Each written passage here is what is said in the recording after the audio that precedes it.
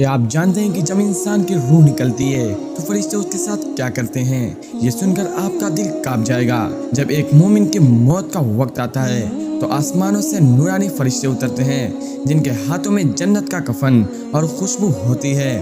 وہ کہتے ہیں، اے پاک روح، اللہ کی رحمت اور مغفرت کی طرف نکل آ۔ پھر وہ روح ایسی آسانی سے نکلتی ہے جیسے پانی مشکیزے سے بہہ جائے۔